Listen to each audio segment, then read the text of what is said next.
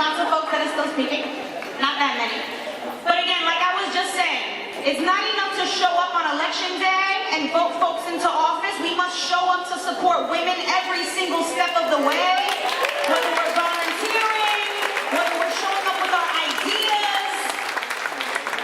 I want to make sure I acknowledge some other folks that are in the room. I want us to all give a round of applause for Councilwoman Carlina Rivera, the chair of hospitals.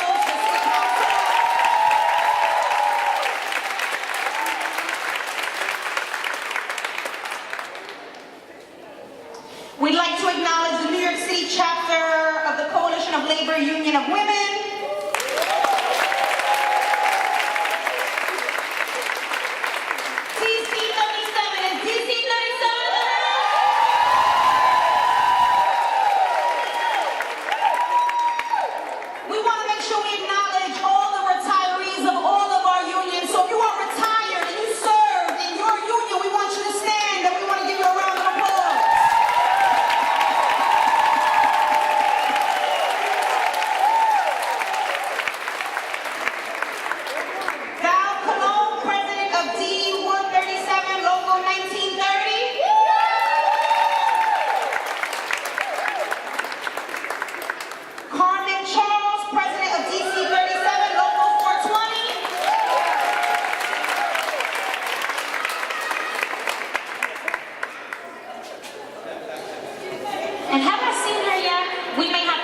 Several introductions is our fabulous, ground-taking, a glass ceiling shattering Attorney General here with us yet? No. Okay, so she should be here in a few minutes, and when she gets here, we all know we have to stand up and give that sister a warm response, right? We want folks to catch their breath for 1 minute. We're going to play some music for 30 seconds while our next speaker comes up. Is everybody ready? Yeah! Okay.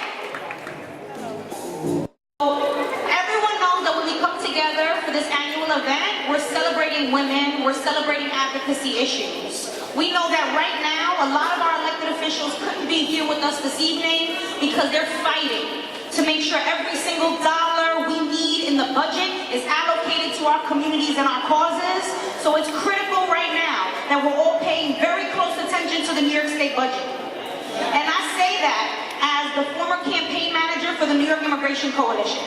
That right now, immigrants in the state of New York are being used as a talking point when it's convenient, but when there's a need to show up for immigrants of color, black immigrants, who today, Liberian DED, ended because the Trump administration ended the program. So 4,000 Liberians will be facing deportation soon. So when we talk about immigration, it's critical that we anchor immigration as a human rights issue and that we look at it like the disproportionate struggle and intersectionality in immigration is real. So black immigrants are the most attacked immigrant community that we have nationally. And so when we say Black Lives Matter, we don't just mean Black Lives Matter. We mean the diaspora. From here to Africa, every person that has melanin, they deserve to have full human rights and decency. It does not matter where you were born, migration is a human right, and these families showing up at our borders have the right under international law and our U.S. Constitution to file for asylum. So when we talk about New York is welcome to immigrants, I need to make sure everyone's paying attention to two important things, and then we'll move on with the program. One is the Legal Defense Fund. There was $10 million previously allocated for immigrants to be able to obtain legal services because no one wants to serve complex immigration cases because they cost too much money and they take too long. But in immigration court, if you are a black immigrant and you're stopped and given a ticket, it doesn't matter if you're convicted of anything, just because you're charged, you lose your status. So when we say Black Lives Matter and we say immigrant justice now, those things are not separate, they are together. And so I'm asking, on my final talking point, there is a critical campaign called the Green Light Campaign. Green light means driver's licenses for undocumented immigrants. 14 other states have passed this same piece of legislation. It would bring $60 to $80 million in revenue to our state, and immigrants in New York had this right prior to the Clinton administration. And so it's critical that we bring that right back to this community, because every day there are immigrants in upstate New York, in municipalities that target people based on racial profiling, and these folks are being deported. So, is everybody ready to support immigrants? Is everybody ready to make sure that they're included in some budgets? Are we ready to hear from our next fighter? Without further ado, I am so ecstatic that I supported this sister from the beginning, because she showed up every time someone called. The first black female attorney general.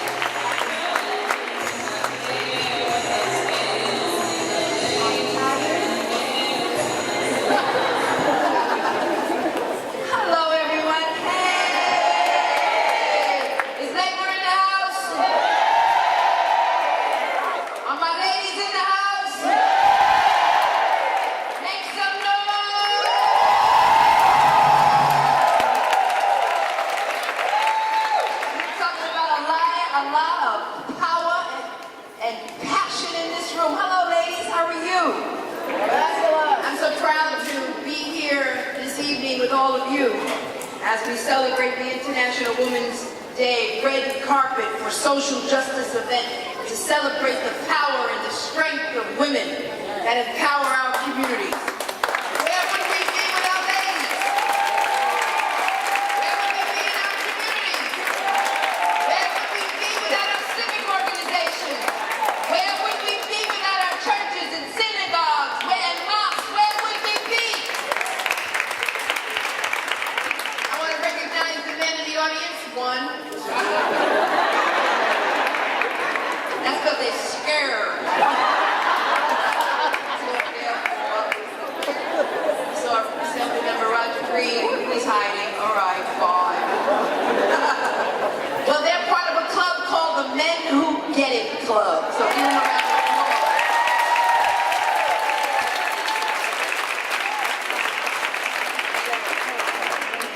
So first, let me just say, I want to thank all of you for your emails and your tweets. As you know, yesterday, my office filed a lawsuit where we challenged manufacturers and distributors and a family who are responsible for this opioid crisis in this state.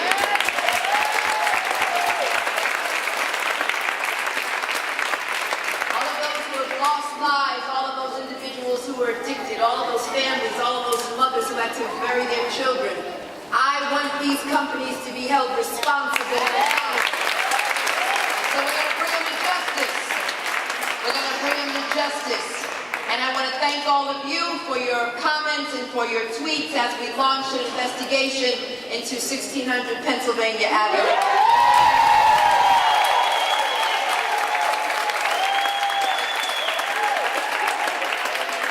Because I believe, as I said when I was a public advocate and a city council member, that immigrants are welcomed here. So let's say it loud and say it clear. Welcome here. Say it clear. Say it loud, say it clear. Say it loud, say it clear. Say it loud, say it clear. Make some noise if you love it.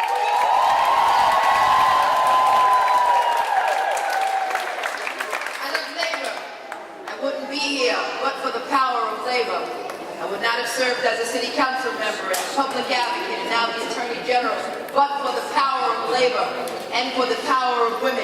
All of those who did not think it was robbery to go to the polls and vote for someone who has passion and commitment to our community and a commitment to justice. That is part of who I am, And that is what gives me the fire in my belly to wake up every day to go into the office to sue somebody and then to go home.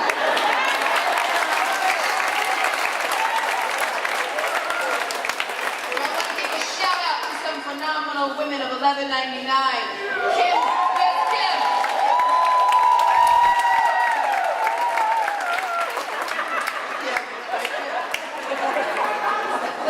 My door knocker. And of course, Miss Carmen Lamar. And Celeste Douglas, where are you? And all of the other powerful women of 1199 and all of the other individuals who are here today. And I know my sisters in government are here as well. I saw Councilmember Carolina Rivera.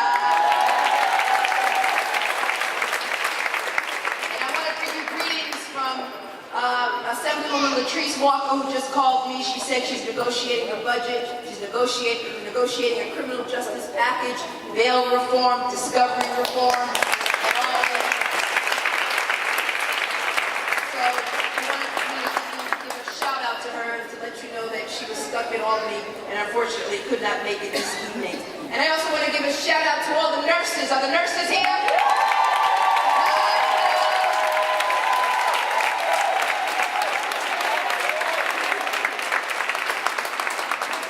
Make sure that we support them as they fight for staffing ratios through our hospitals. Thank you for all that you're doing. Consolidation of hospitals is a major concern in the state of New York and across the nation. Where would we be without nurses? And so I applaud them and I thank them for all that they are doing in New York State. And thank you for supporting and defending the Affordable Care Act.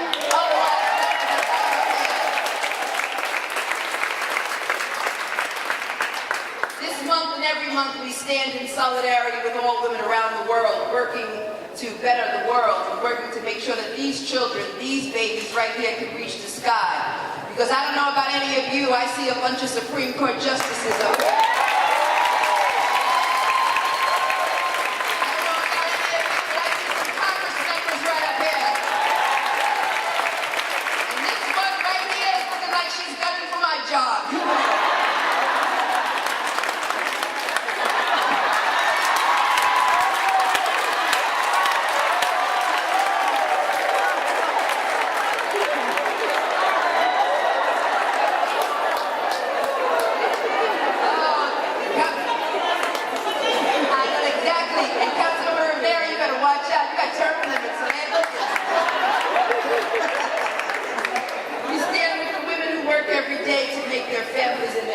Stronger. We stand with the women who demand equal pay for equal work. Ladies, I want you to say, show me my money. Show me my money. If there's a male sitting next to you, nudge him and say, show me my money.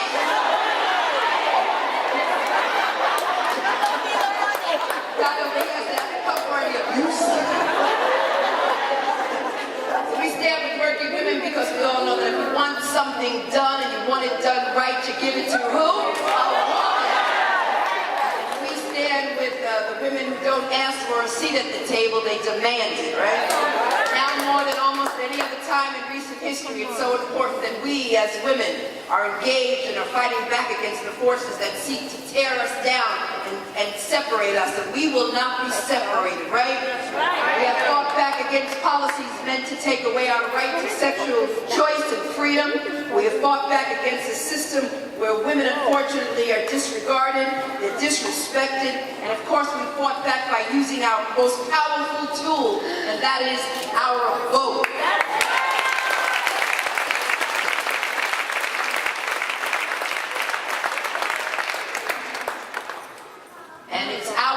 We're going to make sure that we ensure that this past fall, we recognize that so many women ascended to key leadership positions in this state and across this nation.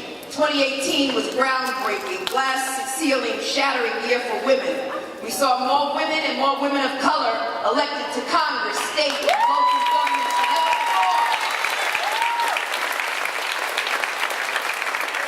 And we saw Democrats get voted into some states like New Jersey, and other states all across our country. It was because of the power of women of color who went out and voted. We represent the most reliable base in the Democratic Party. And we heard countless women who stood up and they spoke out saying, "Me too," and "Time's up." And we met passionate young girls because we know that all struggles, all movements are led by young people. Individuals who came to our country who said they were going to fight for gun control, no more violence on our streets. Individuals who are clamoring for clean water. Individuals who want to take climate change into their hand and who want to confront those climate deniers and say that we are facing an existential threat if we don't do something about climate change. And we're not done. We're not even close, because all of us must make a commitment in 2020 to march into those polls in quiet resistance and vote and vote and vote your interests and vote your nation and vote your values and vote because you want America to reflect who we are as a country and as a person in this room. Vote. Vote because we believe in building bridges and not walls. Vote because we believe in love over hate. Vote.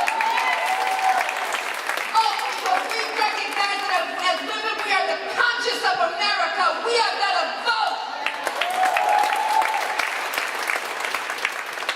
So, despite all the strides that women have made in recent years, we still don't have the representation that truly reflects the diversity of this country. Not just in politics, but for these children, it's important that we teach them all about STEM, science and technology, and engineering and mathematics, business, law, and many more areas. And women, especially women of color, we are still significantly being paid less than our male counterparts. We can and we must do better. And these are exactly the issues that would be the top priority if we had more women in power. And so that's why as women, because when women are in charge, policies are better for not only women, but for our society as a whole. Because these are not women issues. These are economic development issues. These are issues that will uplift all individuals.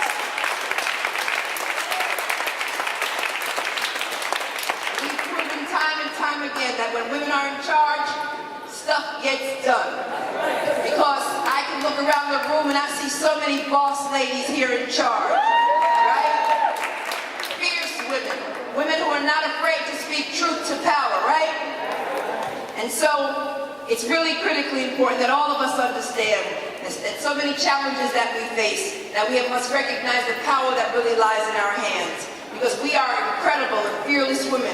And it's really critically important that we get involved and we stay involved. So let this not be a moment, but a movement. And I'm talking about making sure that we vote for the right presidential candidate in 2020.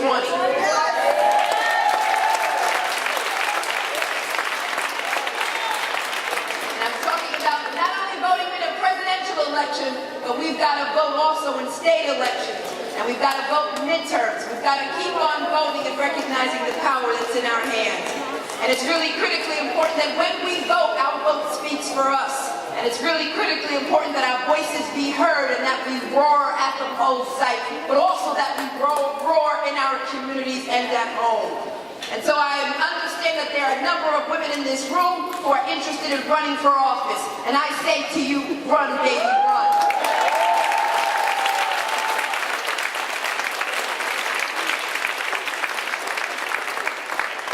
And everyone needs to understand that in order for the city and the state and this country to thrive, we need to hire more women. We need to promote more women. We need to make sure that we pay women their fair share. We need to make sure that we pay them the same as we pay men.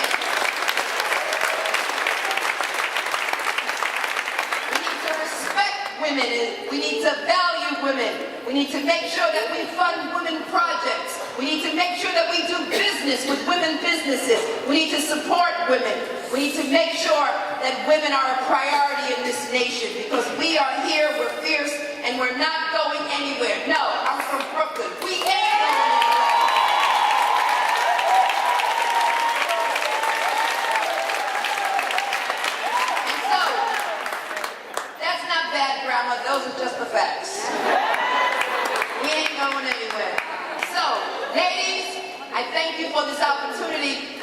for elevating my voice. I thank you for all that you have been doing in the state and in this nation. Let us continue to rise. Let us continue to raise our voices. But most important, let us continue to stay together.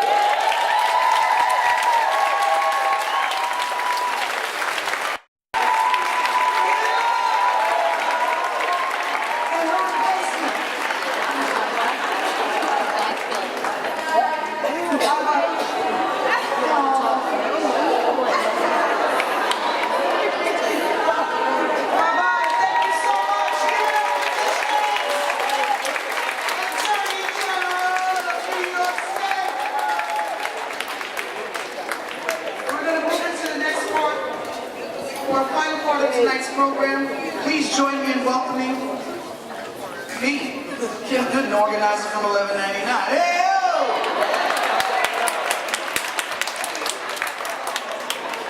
I'd like to start by giving you a little background on how we came to the Audrey Smith Campbell Award, about how we got here. As you read in your program, Audrey Smith Campbell was an 1199 SEIU nursing home worker at Kingsbridge Heights in the Bronx. And in 2008, she and her co-workers went on a 6-month strike. And Audrey was a very dedicated leader on the picket line. How many of you have ever been on a picket line? You know it's not easy. Remember, out there all day long. And she was out there, and she was a dedicated leader on the picket line, spending hours on the line, day after day. And she died after suffering an asthma attack. And because the employer had stopped paying her health benefits, and she could not afford her because she couldn't afford her medication. So imagine you're on the strike line, you lose your health care, you have an asthma attack, and you lose your life. Her courage was an inspiration, rallying workers and the public from all over the city and beyond, leading to incredible victory for the striking workers and their families. How many of you got the news when they arrested the employer? You guys remember that? We were so excited. Yeah, you remember that. We were excited while we were on the Obama campaign. We were having a good time when we heard that. We at 1199 vowed to keep Audrey's memory and spirit alive through this creation of the Audrey Smith Campbell Leadership Award. Give it up. In 2015, for the first time, the award was bestowed on a non-1199 SEIU member in an effort to recognize the sacrifice and dedication of women from many organizations in the struggle for economic and social justice. I have the honor. You want to join me?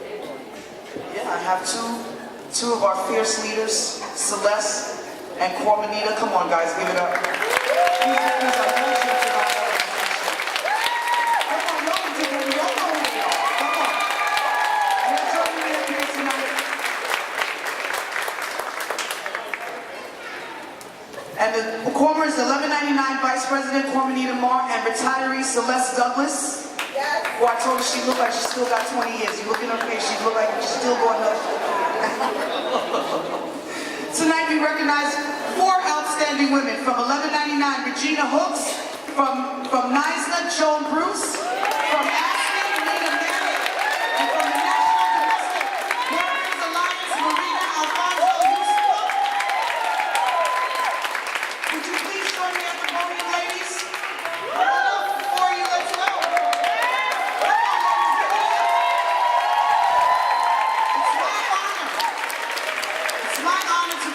Regina Hooks of 1199, SEIU with the Audrey Smith Campbell Award. Regina? Give it up for Regina, guys.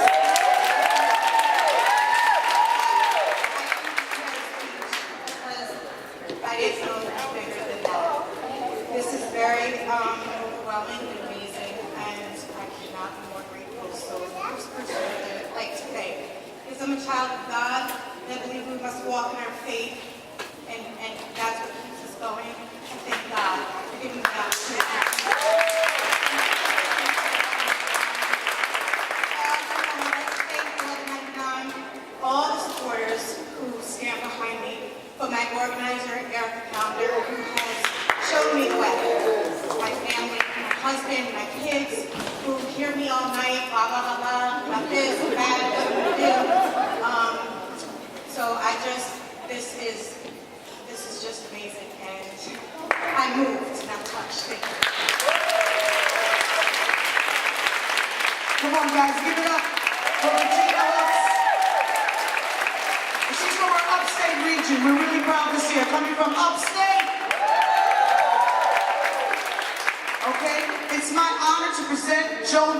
of Nice Marino for the Audrey Smith Campbell Leadership Award. Good afternoon, ladies and gentlemen. But when you're a leader, you don't come by yourself.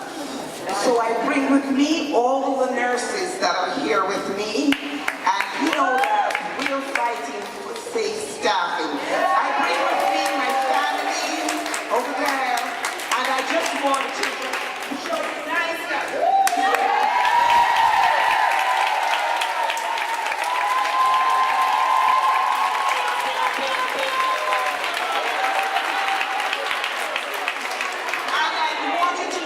Niceness in solidarity with all of you. And niceness says, if you're a leader, then you must love. So we love everyone here. And so at this time, I need to say thanks very much for the Audrey Smith Award.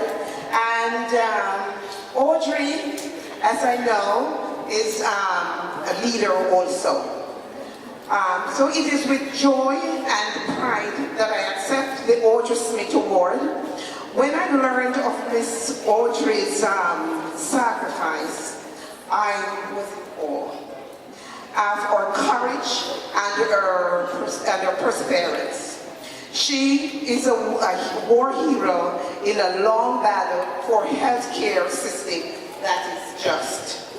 Her sacrifice has left me in awe and enraged. We cannot let others dismiss our anger. Our anger is righteous. Our anger is focused, and our anger will not be satisfied until health care is recognized as a human right. As a privilege. We cannot stop picketing. We cannot stop calling.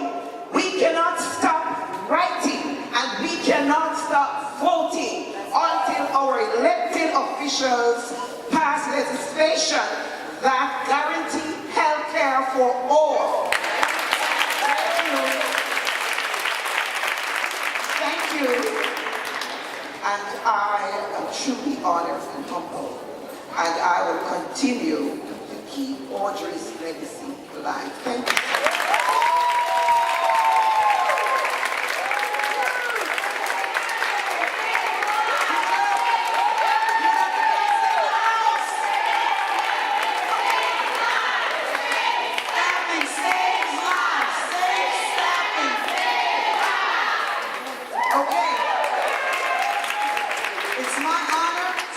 Nina Manning from ASME DC 37. Library with the Audrey Smith Campbell Leadership Award.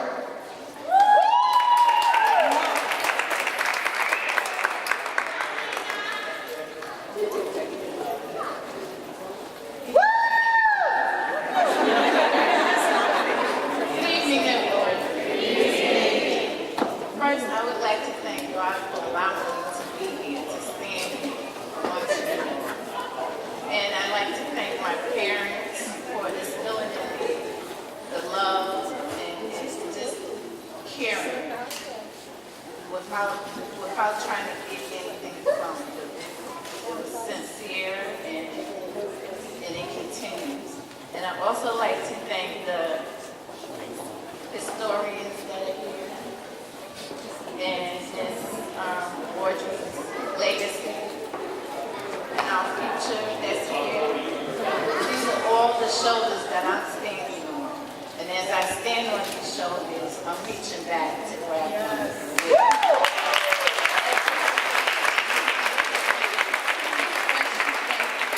To my pastor, LaRon Crawford, from the Day Spring Baptist Church, and our First Lady, Jacqueline Crawford. I thank you. I thank my union family and my family that's here, and I thank you all. I thank you. Thank you.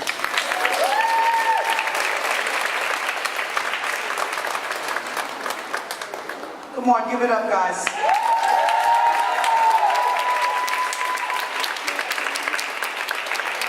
Once again, it's my honor to present Marino Alonzo Yusufa of the National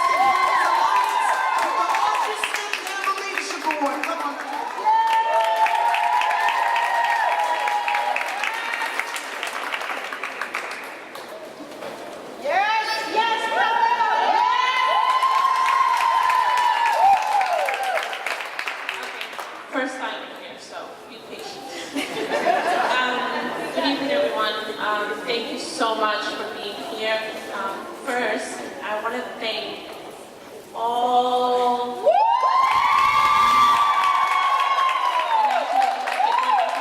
staff, domestic workers, the people that make me feel so passionate about what I do. The people that make me wake up in the morning and think and say, man, yes, you gotta fight. You gotta fight for things. You gotta fight for rights. You gotta fight for human rights. I am a Mexican immigrant woman with an immigrant family. Sorry. But that is not the thing that defines me. I want other women to be defined by their passions and loves. I love my work. I love my family, and I want all of us to have the best chances in life. As a part of my work with the National Domestic Workers Alliance, I continue organizing for raising the standards for domestic workers in the country. Let's not forget that some of these workers still not have access to health care, and we need to continue fighting for this benefit to be accessed by all workers.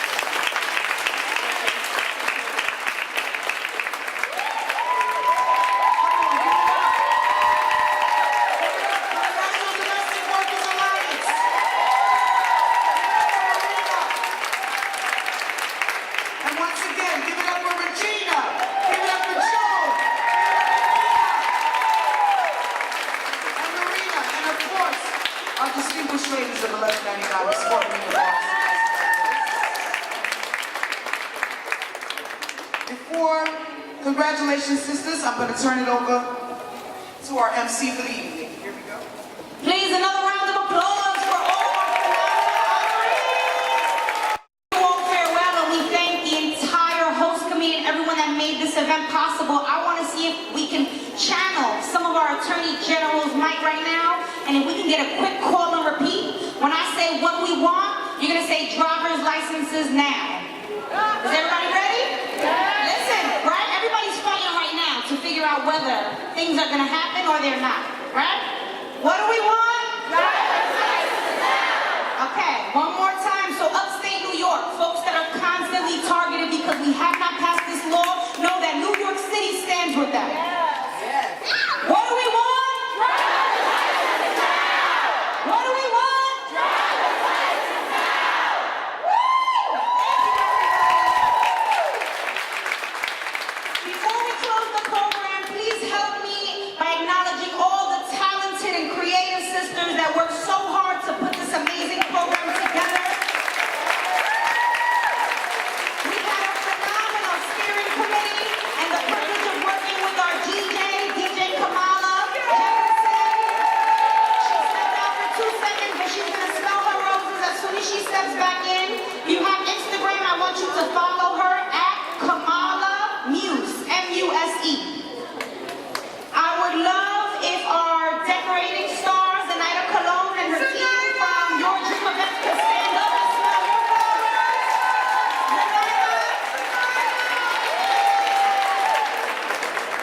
I'd love for you all to please make sure you clap for the steering committee. Steering committee, please stand up. 11 years, everyone. 11 years.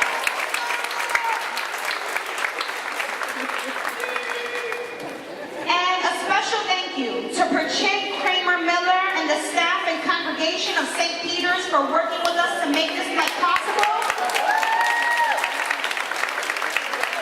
Thank you to the brothers who so graciously poured out our drinks and served our food. And a special thanks to the organizations that came together this year for International Women's Coalition and contributed to funding, services, and support to make tonight happen.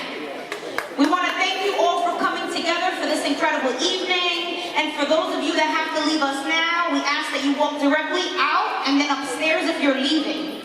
If you're joining us for dinner, we don't want to cause chaos to the serving tables, so we want folks to go a row and a section at a time. Is that clear? Yes. Okay. Who here's hungry? Everybody. Okay.